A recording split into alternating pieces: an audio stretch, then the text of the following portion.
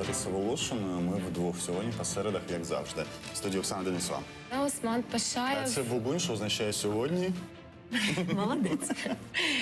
У наступному блоці будемо говорити про доцільність та необхідність введення візового режиму з Росією. Відповідна ініціатива знову зазвучала у Верховній Раді.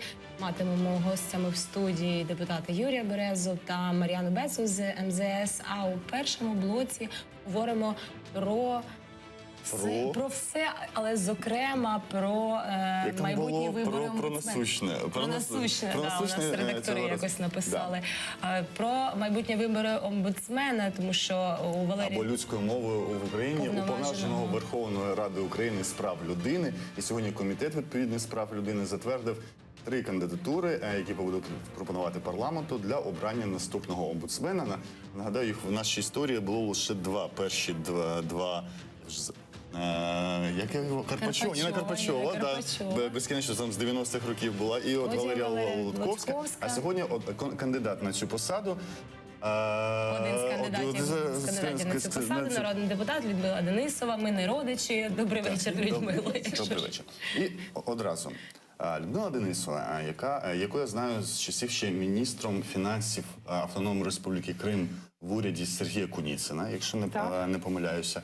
До того я ще, здається, дитиною був і не знав, ви очолювали Пенсійний фонд Криму, так що до того. Потім ви були в уряді Тимошенко, вже Україна вас знала як міністра праці і соціальної політики. І раптом омбудсмен. Як Оксана Денисова запитує, при чому тут що? Чому омбудсмен? Як в правозахисну нішу вас? Ви знаєте, сьогодні на засіданні комітету деякі правозахисні організації питали, є у мене досвід правозахисної діяльності. І я їм відповіла на те, а що мається на увазі така правозахисна діяльність? Ніде взагалі такого терміну немає. Тобто є тільки там якісь наукові досвіди, там допити. Що таке мається на увазі? Тобто це будь-яка діяльність у захисту людини або громадянина щодо конституційних прав. Право на життя, право на свободу, право у вас є на оплату праці. От я все своє життя майже, яке я в Україні, з 1991 року я займаюся соціальною політикою. Як не назовіть, міністр фінансів Автономної Республіки Крим – це теж соціальна політика. Тому що вистачало грошей тільки на те, щоб заплатити заробітну плату, профінансувати будь-які соціально-економічні права, але не інвестиції. І тому правозахист – це захист на прав конституційних. І тому це логічне. Ну просто що треба ж наводнику якби працювати в правозахисній сфері, не тільки мати досвід, не тільки в сфері захисту соціальних прав. Так у нас же ж, ви розумієте, війна, заручники, треба налагодити, щоб були налагоджені зв'язки. Так а я просто не знаю, чи дійсно можна так от переходити. Ну я б звикалася, я думаю, переходити от зразу в таку це ж все таки інші сфери. Ну це та ж сама сфера. Тільки кожен має право звернутися до уповноваженого Верховної Ради з прав людини. Тобто будь-яке право. Да, на сьогоднішній день такі виклики перед нашою державою, що є агресія Росії, є Донбас, є окупований Крим. Був Майдан. Це теж різні права людей. Ми їх захищали і зараз будемо захищати. Зараз є уповноважена, вона працює безумовно. Вона має такий досвід, вона його отримала, коли стала уповноваженою. Я думаю, що будь-кого зараз, якщо оберуть ці всі кандидатури, які вже сьогодні обговорювали, то вони теж мають бути такий досвід.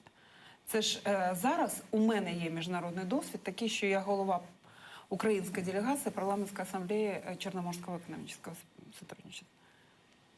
Ми теж виборюємо свободу нашої держави на тому рівні. Але ж у них юридична освіта у вас. Є юридична освіта. Вища юридична освіта. Пані Людмила, я трошки про інше. Все ж таки виборювати там за державу, за країну це дуже добре, але омбудсмени завжди позиціонувалися тим, що вони займалися окремо правами людини, особливо в наших колишніх країнах Радянського Союзу. Це було пов'язане з дисидентським рухом, з захистом тоді прав, коли це було дуже небезпечно. І ми знаємо навіть про ту країну, яку не можна називати, да? Як це в Гаррі Поттері. Про Росію, скажімо. Одна справа, колись там був омбудсменом за часів Єльцина Сергій Ковальов, а інша справа, коли нею стала пані Москалькова зі структур МВС. Вона так само може сказати, я з юридичного освіту, і ми займаємося захистом прав громадян, але навіть російське середовище дає різну оцінку таким омбудсменам, да, поняттю такого омбудсмена. От тому я ніколи вас знали як міністра фінансів, як дуже добре обізнану в економіці людину в Криму. В Києві менше спостерігав за вашою діяльністю, але що вас пов'язує, наприклад, з дисидентством? З дисидентством нічого не пов'язує, безумовно. Але ви знаєте, всі ці конвенції з прав людей, да? Всебічна, яка ООН затверджена, яка затверджена Європейським Союзом. Всі ці конвенції, вони відомі. І якщо ти їх знаєш, і знаєш, як примінити це право, то ти їх приміняєш. Тому не треба звужувати. От, наприклад, я почитала звіт пані Лутковської, пані Карпачової, пані Лутковської. На 2/3 цей звіт про соціально-економічні права людей. Розумієте? Це майже ми так говоримо про те, що, безумовно, цих, кого катують. Наприклад, на сьогоднішній день, яка небезпечна ситуація з кримськими татарами в Криму. Безумовно. І треба їхати туди, і захищати їх права, визволяти їх оттуда. І ви готові поїхати до Криму? Безумовно.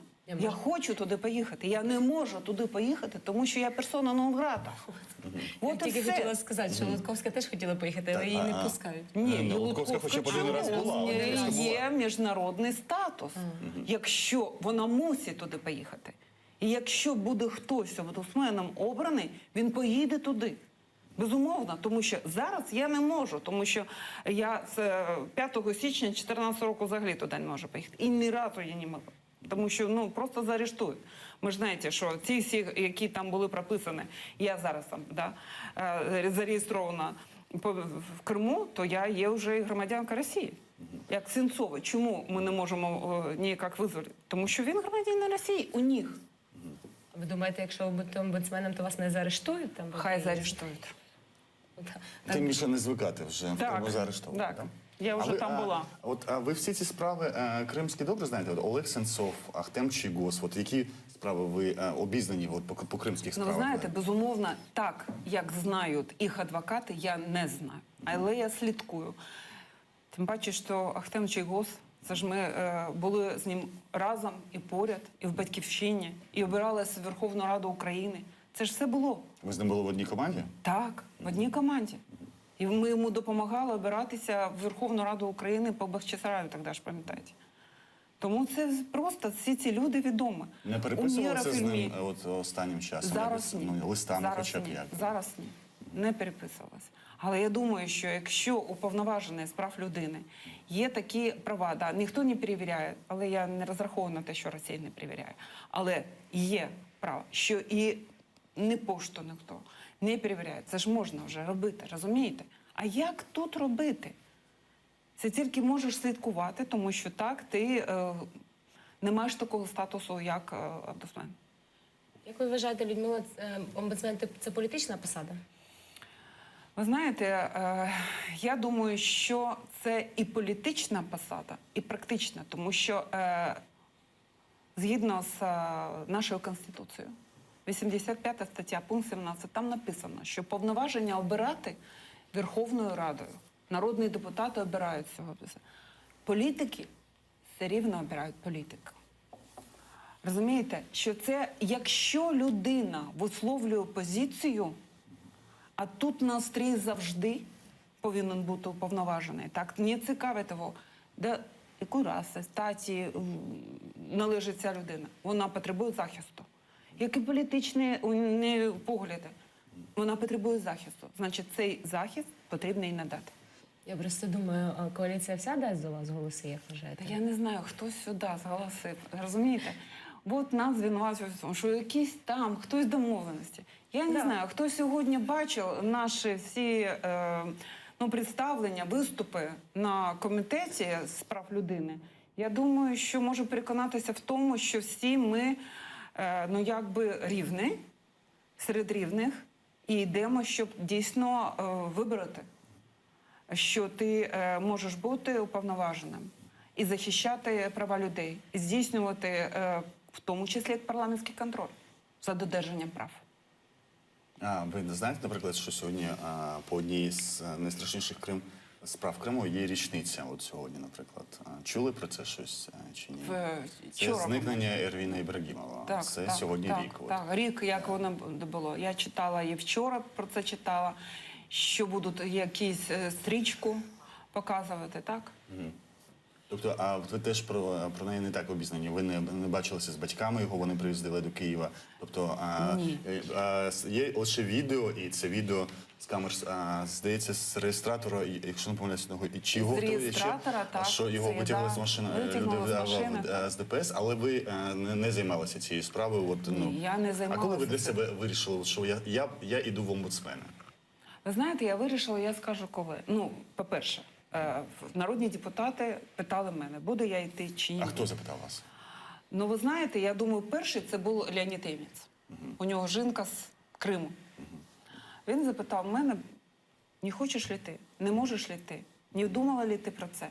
І я почала думати про це. А потім мені на Фейсбук, на меседж приходить лист моряка, який вже сидить в греческій колонії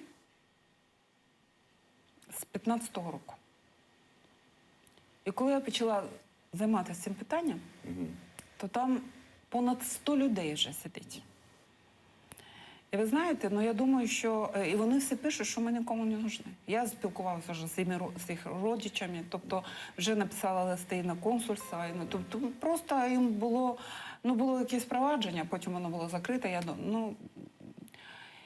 Я думаю, що я змогла це зробити, щоб ці люди, наші моряки, повернулися на нашу.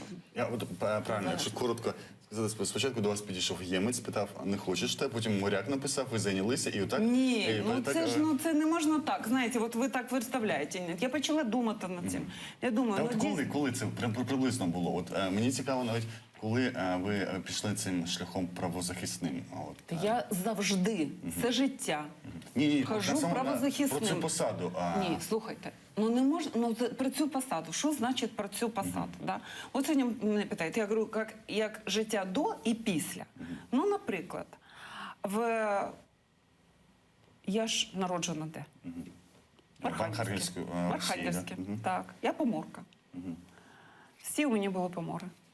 І в нас теж репресії були, 37-й там. І потім я ж працювала в Архангельському обласному суді.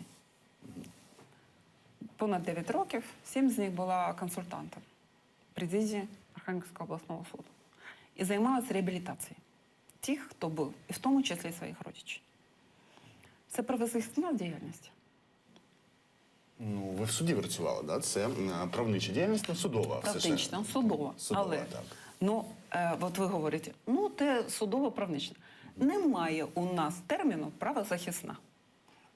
Багато чого немає, але всі ми розуміємо, да? Ми всі знаємо якесь середовище. Ви займаєтесь правозахисною діяльністю? Мені важко було це назвати, все ж таки, я сподіваюся, журналістською діяльністю. А як громадянин, ви когось захищали? Мені здається, доводилося, да. Так от стосовно того, що вам доводилось, Паризькі принципи, до яких приєдналася наша держава, там чітко виписано, що така діяльність, це може бути як в організації громадській, як профсоюзи, як вчені, як просто громадянин.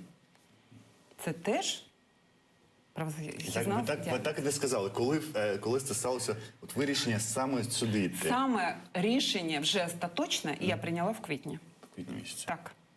Тобто, вже місяць ви на шляху до омбудсмена. У вас є особисто, виділяєте недоліки своїх попередників, от Лутковської, Карпачової? Ви знаєте... Що б ви змінили в діяльності омбудсмена? Що б я змінила? я б зайнялась би правовою освітою. Розумієте, наші, от коли спілкуєшся, я ж багато приймаю громадян України. Тобто захищаю соціально-економічні права. А в тому числі і ті, хто там зараз знаходяться, наприклад, в тюрмах, в ізоляторах.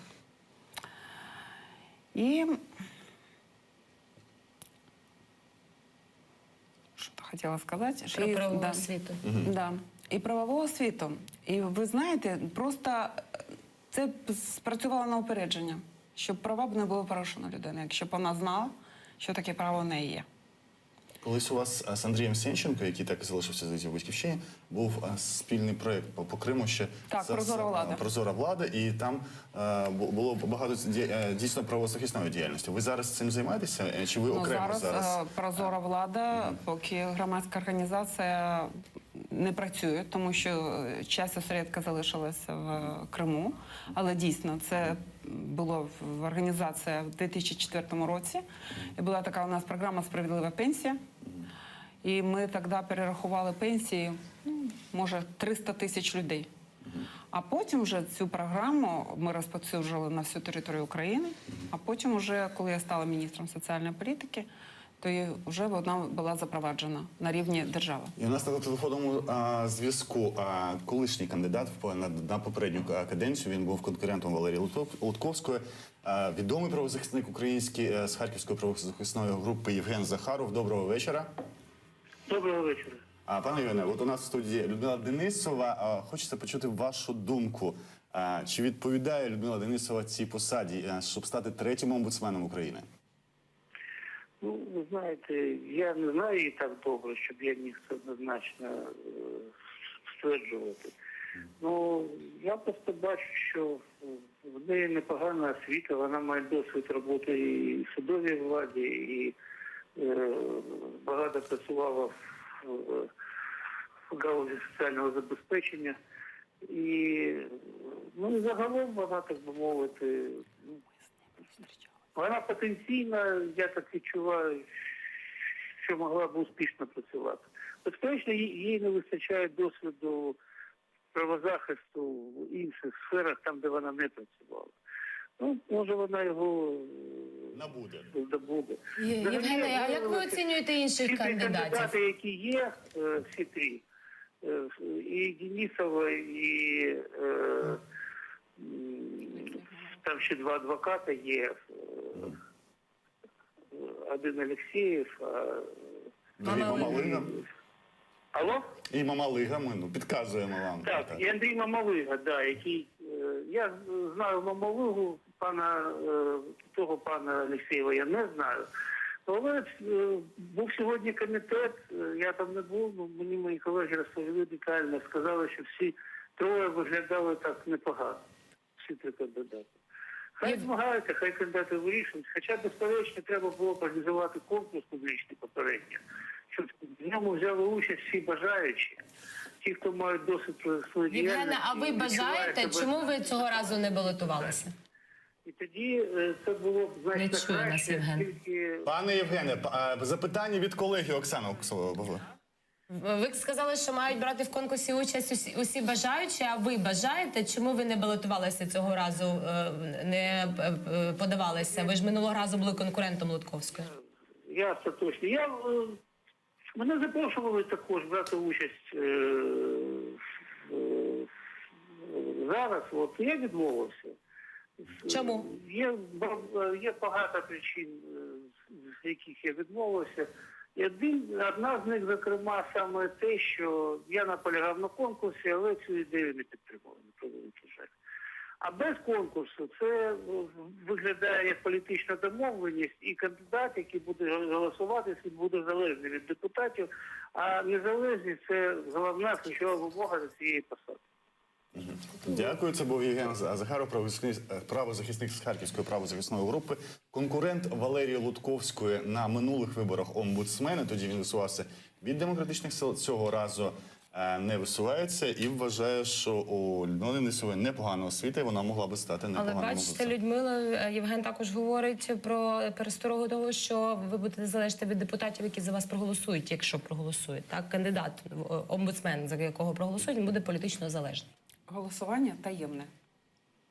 Я не знаю, хто за мене проголосує, якщо Та проголосують. вони в кулуарах все скажуть. Ні, ви знаєте, ми вже проходили це не раз. Таємне голосування – це таємне голосування. І ми спілкувалися з Євгеном Захаровим, я з ним зустрічалась. Так, він знає, яка в мене є освіта. Да, дійсно, ми знайомі. І я думаю, що якщо оберуть мене омбудсменом, то я думаю, що ми будемо спілкуватися частіше.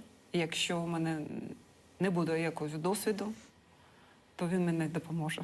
Давайте перейдемо до того, що ви сказали, як ви будете міняти систему роботи омбудсмена. Ви хочете зайнятися правовою освітою, і це як виглядатиме? От ви що будете тренінги особисто проводити Ну, тренінги, в тому числі, є же Де? офіс. В офісі омбудсмена? Як? От як? Ну, чому в розкажіть. офісі? Є регіональні представники, Так. безумовно, що у омбудсмена є.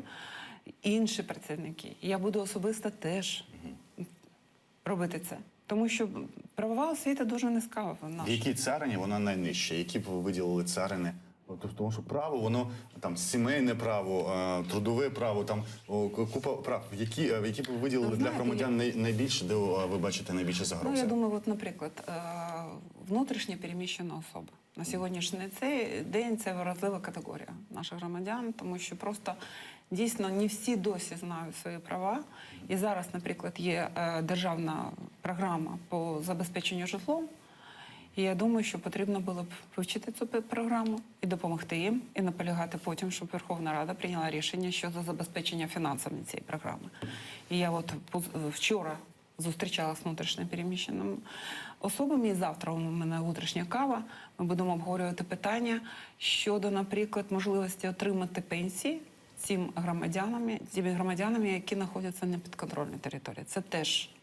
І тут, Тобто ви виступаєте за те, щоб люди на непідконтрольній території отримали пенсію? щоб ці люди, які є громадянами України, які зараз вимушені мешкати на непідконтрольній території, ми їм забезпечили виплату пенсії з інших соціальних виплат. Як це буде? Це точно ми не забезпечимо на непідконтрольній території. Але ми вже вносили такий проєкт закону, що все ж таки зробити це на контрольних пунктах. Щоб Ощадбанк, будь-який інший державний банк це забезпечив. Добре, тоді питання, яке я хотів ставити взагалі-то, і ми досі не вдалося нам керівникам пенсійного фонду, поставлю вам. Тим більше в цій темі ви теж є обізнаність, ви Кримське регіональне відділення колись очолювали. От у нас же все ж таки в рамках СНД ці взаємні визнання стажів ніхто не скасовував. Здається, людина, яка там, наприклад, отримала стаж під час роботи в Росії, вона, якщо пенсіонер в Україні, отримує українську пенсію. І між країнами існує така річ, просто уточнення, хто де отримує цю пенсію. Виходить зараз окупована територія Крим, там громадяни України, які для Росії, окупанта, стали автоматично громадянами Росії, яким призначили російську пенсію. Коли вони навіть переїжджають сюди, або виїжджають, або переїжджають, починається переписка і уточнення, чи отримує людина пенсію там, і можуть відмовити тут, на материковій Україні. Тобто у нас з одного боку майже війна, тобто не названа, да? У нас окупована територія – це названа, і тим не менше ми говоримо зараз про візовий режим, і у нас пенсійні фонди досі обмінюються інформацією про... У нас обмінюються інформацією Пенсійний фонд України і Пенсійний фонд Росії. Ніхто не пише листа на Кримське. А яка різниця? А яка різниця? Все одно ми, виходить, визнаємо... Для того, щоб забезпечити право людини отримати пенсію. Дуже зручненько може і там отримувати, і тут отримувати. Так. І... Я, до речі, не Це знаю. незручно якраз. Це якраз Пенсійний фонд України отримає інформацію. Отримала людина на території окупованого Криму їх пенсію, тобто російську пенсію, або не отримала. Для того, щоб їх забезпечити виплату пенсії української. Добре, розкажіть, уявімо, ви вже омбудсмен. Розкажіть нам про свою програму. От як будемо повертати політв'язнів? Покроково ви вже думали про це? Сенцова, Клига, Кольченка. Нічого іншого не придумано, як те, що робиться зараз. Розумієте? От Сенцов. Чому Савченка, вона була громадянка України, так? Її по-іншому повертали. Сенцов, вони вважають, що це російський громадянин. Нам треба розробити оцей Гордіїв узел, що Сенцов – це громадянин України. І він буде повернут на територію України. Савченко повернули в результаті обміну в підсумку. А Сенцова тут проблема навіть не в тому, що він громадянин Росії, а тому, що він у Путіна в голові терорист. Тому його навіть по обміну повернути не можуть. Я маю на увазі, що добре, ви самі кажете, вони вважають його громадянином Росії, і на цій підставі вони його не повернуть. Тобто мають бути якісь інші механізми. Ми будемо намагатися робити таким чином, щоб вони вважали його громадянином України. І будемо повертати його. Не розумію, як. Я правда не розумію. Ми бачили лише обмін, який робила Москалькова і Лутковська, з неполітичними, з людьми, які сиділи в Криму, безумовно. просто по кримінальних просто справах, в'язні. і їх там перевезли через Харківську область, але зараз про політичні процеси, особливо ми кажемо Кольченко, Сенцов, Клих, справи Хізбут Тахрір, по них не видно механізму, як це робити.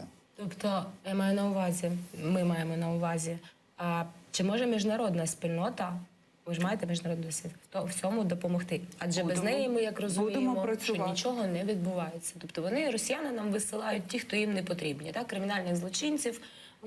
Будь ласка, вони зразу стають громадянами України. Забирайте. А політичних в'язнів вони не віддають. Будемо працювати для того, щоб вирішити це питання. З ким? З ким потрібно вирішити? А з Москальковою ви знайомі? Ні, ще не знайома. Раптом ви налагоджували вже зв'язки завчасно. Я бачила, що вона налагоджує зв'язки. Якщо буде потрібно зустрітися з Москальковою, значить зустрінемось для того, щоб вирішити питання наших громадян і їх захисту. А у вас в Росії зберіглися зв'язки? Ви все ж таки родом звідти. Крім родичів, хтось. Крім родичів. Ми думаємо, як використати це на вашій посаді. Політичні зв'язки зберіглися у вас? Ні. Політичні зв'язки? Кандидатів, я думаю, що теж немає. Політичні зв'язки? Які можуть бути політичні зв'язки? Мій двоюрідний брат, він моряк. Це не політичні зв'язки. Ні, окрім двоюрідних братів, ви... Немає нікого. Я кажу, політичні зв'язки – це не родинні зв'язки. Так. Ви були міністром, ви були депутатом 4 каденції парламентарем, тому вони могли створюватися, ще за кримських часів могли виникнути, чи не? Політичні зв'язки, вважаєте, що вони можуть... Вони всі проти України. Повертаючись до початку, у нас лише 2 хвилини, я не знаю, по одному запитанню. Вперше я побачив про висування вашої кандидатури в пості в Фейсбуці Вахтанга Кіпіані. І він закинув таку річ, єдине, що чим запам'яталось для нього, для Вахтанга Кіпіані Людмила Денисова, це весіллям доньки, це його інформація, його пост, тому, вибачте, це цитата, вартістю в $500 мільйона. Зазвичай омбудсмени і правозахисники, люди, так склалося в світі, вони з лівого середовища, з такого все ж таки близького до емансипістського або екологічного, або соціалістичного. От як ви думаєте, як ви будете завоювати довіру, коли вам будуть закидати постійно це весілля в $500 мільйона? У мене не було такого весілля. І у моїх доньок теж. Це чутки, ви розумієте, це вже багато років. І ще така є, знаєте, коли мене обирали міністром у 2014 році, знов показували якесь весілля. Що от зараз Майдан, а вона весілля справляє. Ні, у мене вже 3 внука, 1 внучка. Тобто таких весіль у мене не було. Ви вважаєте себе заможною людиною? Вже ні. Тому що все, що було в Криму, все відібрали. Тільки в декларації написано. А так, нічого вже нема. Націоналізація согласно списку. Государственный совет. Мовою. Да, російською. Все націоналізував. Так що там нічого нет. Є питання? Коли голосування? 6 червня. Вже скоро, думаєте, пройдете? Я буду намагатися зробити. Ну, у мене враження, що все там вже Я теж все, думаю, що все- чомусь мені все. так здається, що Людмила пройде. Та, і тому в мене останнє запитання, три останні, третій раз останнє. Перший крок, який ви зробите на цій посаді в перший день? Зберу всі громадські організації, які хочуть працювати за формулою «Омбудсмен плюс».